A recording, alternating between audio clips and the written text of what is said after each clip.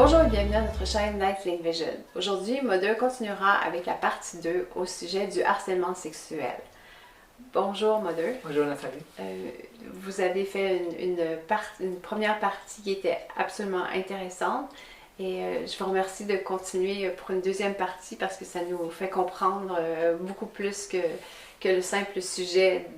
On apprend qu'est-ce qui est tout autour, comme d'habitude avec votre grande sagesse. Merci de continuer pour cette partie 2. De rien, j'essaie. Et j'ai donc terminé dans mon dernière vidéo avec l'homme que j'avais vu dans un documentaire qui disait, oui, un homme de 60 d'années, si je me souviens bien, qui disait, oui, mais moi je ne comprends plus rien, c'est un Français. Il a dit, je ne comprends plus rien. Avant, les hommes aimaient les femmes aimaient les hommes, et maintenant on se retrouve dans une situation où ils ne peuvent que se faire la guerre, et tu ne vois que des conflits partout, on ne comprend plus rien. Il a dit, je ne comprends absolument pas ce qui se passe. Et il constatait comme ça. Hein. Voilà, je pense qu'il n'avait réellement pas d'idée, il a dit, je ne sais pas ce qui se passe. J'ai réfléchi à cette remarque et je me suis dit, bon, si effectivement avant ça allait si bien, qu'est-ce qui s'est passé pour qu'aujourd'hui ça n'aille plus? Et même, tu peux te poser la question, est-ce que dans le passé tout allait toujours bien? Parce que si ça dégénère au bout d'un moment, et ça aujourd'hui ça ne va plus, comme il venait de dire, quelque chose s'est passé d'une manière ou d'une autre pour qu'on en arrive là aujourd'hui. J'ai observé bien sûr la situation, quand l'homme a parlé dans le documentaire, il y avait un cadre dans lequel il parlait. Et je me rendais compte que pour cet homme, le cadre dans lequel il fonctionnait, c'était un cadre très physique. C'est-à-dire que tu te rendais compte que c'est un homme qui aimait bien la bonne table, avec une bonne bouteille de vin, voire deux, et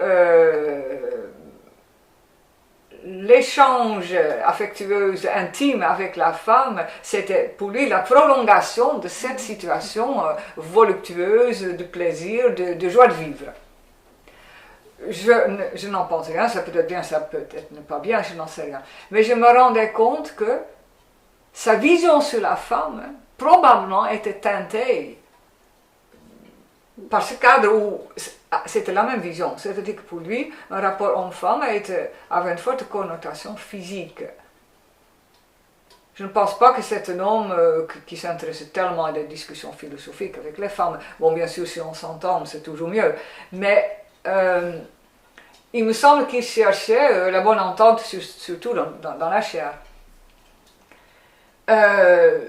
Ça veut dire que j'ai essayé d'analyser d'où venait chez lui la remarque, bon, les femmes aimaient les hommes les femmes, parce que pour lui l'amour était quelque chose d'assez physique.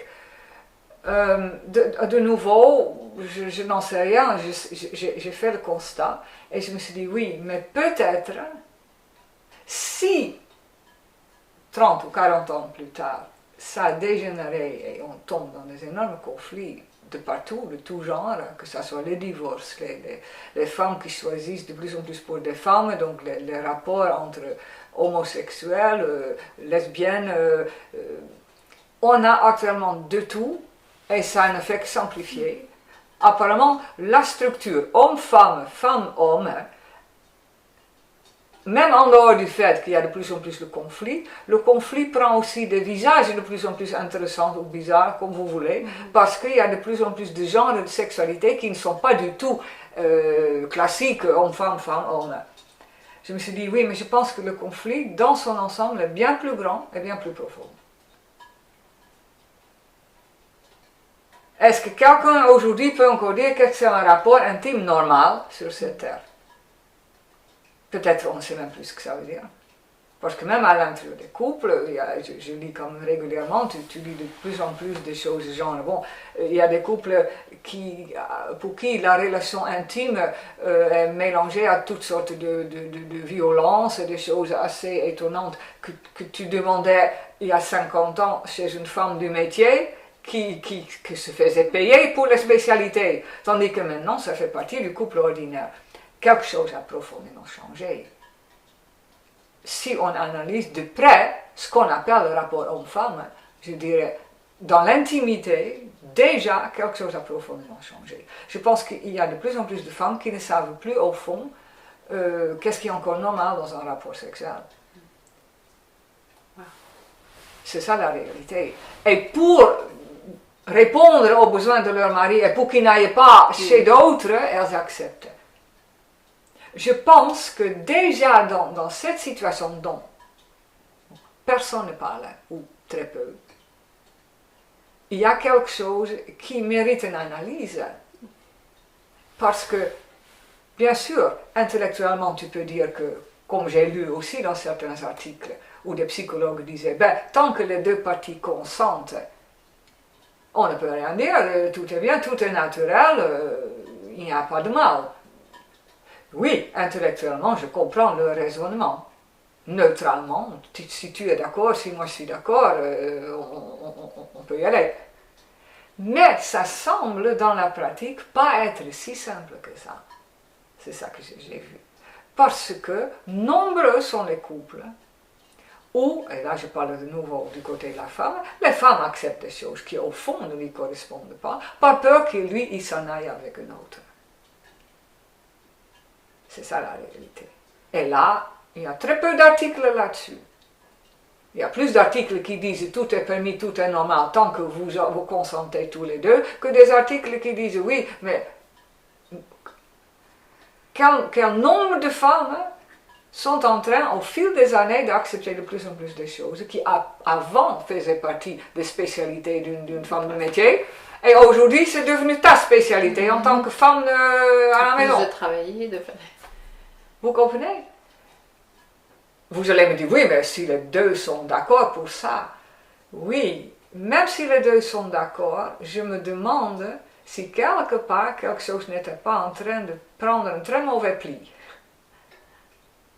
Parce qu'il se peut que ces choses qui se passent derrière les coulisses, dans les chambres à coucher, dont la plupart ne sont même pas au courant les uns des autres, si dans toute une société, il y a de plus en plus de ménages de ce genre. Donc c'est sans valeur, sans principe. Voilà, une situation où les principes deviennent vagues, où les valeurs morales, on ne sait plus ce qui est moral et ce qui n'est pas. Il y a 100 ans en Amérique, tu n'avais pas le droit en tant que femme de prendre le pénis de l'homme dans ta bouche parce que tu étais fortement pénalisé, c'était dans les règles de l'État que c'était interdit. Mais actuellement, les adolescentes le font, excusez-moi d'être si clair, le font dans les couloirs du lycée ou dans les toilettes. C'est-à-dire qu'on parle d'une situation qui, en 50 ans, est allée d'une peine. En Amérique, il y a 50 ans, si tu faisais ça avec qui que ce soit dans la société, et la femme ou l'homme portait plainte, bon, c'était en général la femme, tu risquais une année ou 2 ans de prison. Et c'était décrit dans les lois de l'État, de certains États d'Amérique, que ce genre de pratique sexuelle était interdit. Et ils avaient plusieurs pratiques de ce genre qui étaient interdites. Ce sont des choses qui actuellement sont pratiquées presque devant les yeux de tout le monde dans les lycées. Donc, avant qu'on commence à parler de harcèlement sexuel et de dérapage des rapports femmes-hommes, je dirais, le problème est bien plus grand, est devant nous, sous nos yeux, mais parce que plus personne ne sait juger de ce qui est encore normal par rapport à ce qui ne l'est pas. Il faut peut-être commencer à réfléchir, qu'est-ce qui est encore naturel, sain, qu'est-ce qui est encore lié à une forme d'amour et d'affection saine, équilibrée, harmonieuse, et qu'est-ce qui ne l'est peut-être pas. Je ne veux pas dire qu'il faut maintenant qu'on mette des gens dans la prison pour ça. Non. Mais peut-être pour assainir une réflexion collective, pour que les gens retrouvent quand même leurs repères, au moins dans leur ménage, il sera sain qu'on commence la discussion. Vient la question, sur quelle base on réfléchit, ça c'est encore une autre question. Mais la question se pose. La question se pose parce qu'il y a un autre article que j'ai lu récemment dans un magazine alternatif, donc un magazine qui se voulait écolo, pro-végétarien, bon, même, en tout cas pro-nourriture biologique, pro-rapport nouvel âge, ouverture d'esprit. Voilà, liberté d'esprit, mais dans le bon sens, le renouvellement de la société, je veux bien. Dans ce magazine, plein de bonnes intentions, il y avait un article d'une femme, une sage-femme, ou une femme qui accompagnait des femmes pendant la grossesse, qui parlait du phénomène des couples où la femme est enceinte, mais un couple dont l'intimité, dont le rapport sexuel était teinté d'une manière particulière, par exemple par la violence. Donc elle parlait du fait que... La femme enceinte. Elle parlait du fait du rôle de la femme enceinte à l'intérieur d'un couple dont l'acte sexuel est caractérisé par des formes de violence. Et quoi maintenant faire avec le bébé qui est dans le ventre de la mère?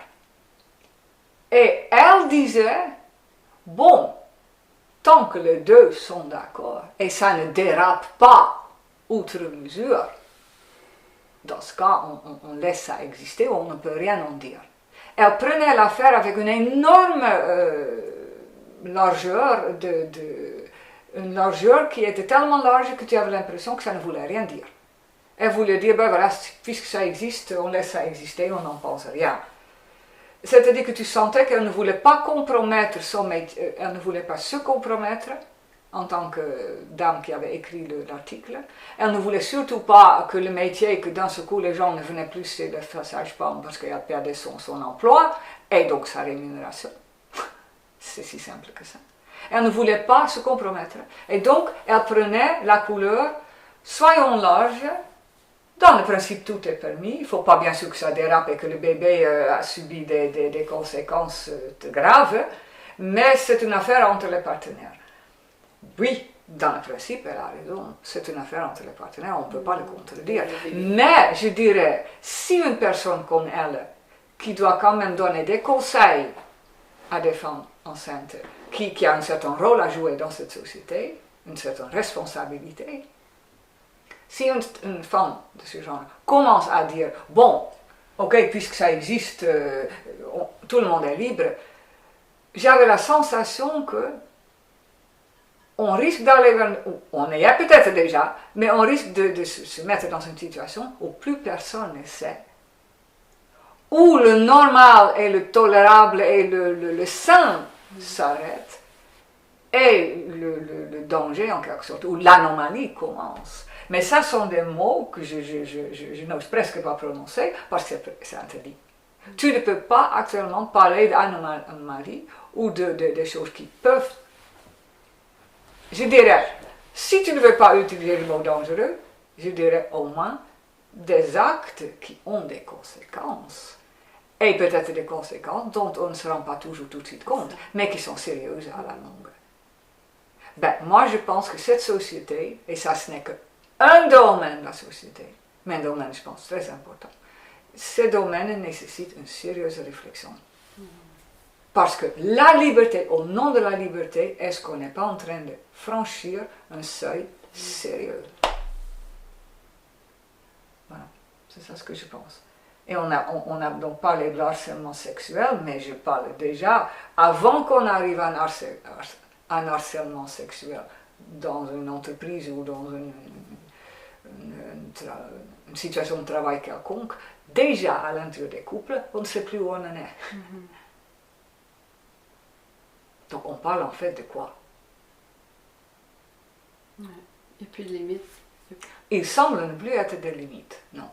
Au moins dans le raisonnement, c'est-à-dire que si tu acceptes maintenant certaines choses et tu ne les acceptes pas, ça devient une grave discussion avec toi-même à base de je ne sais pas quoi.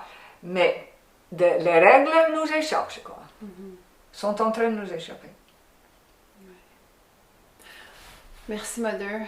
Donc, oui, ce serait une bonne idée de faire une vidéo sur la naissance, justement, ou la grossesse. Oui, ou peut-être avant de faire ça, de porter la réflexion sur d'autres aspects de cette question.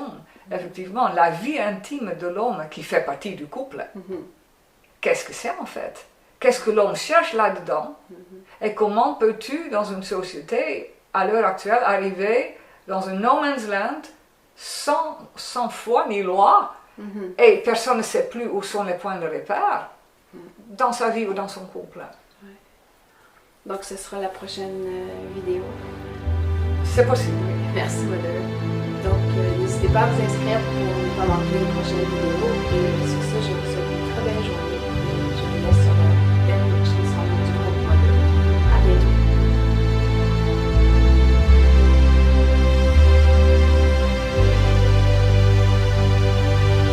All the myths and mystery, reaching deep in the memory of man, talk about the land of peace. Can we ever find this place again? On fine day, the dawn will break and bring a new tomorrow. One fine day, the dawn will break and take the night away.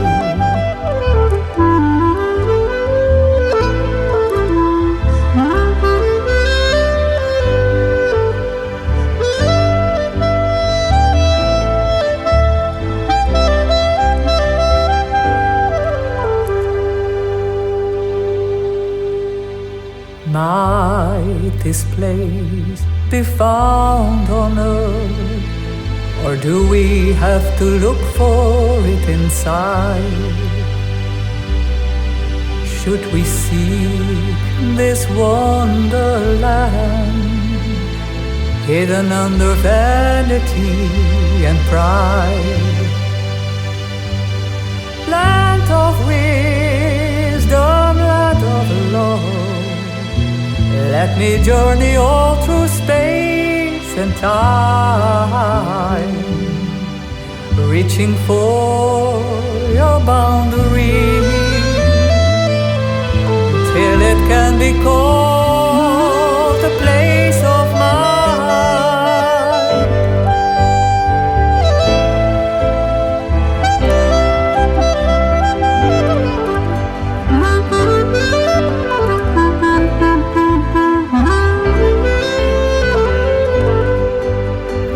One fine day, one fine day, one fine day, one fine day, one fine day, one fine day, the dawn will break and bring a new tomorrow.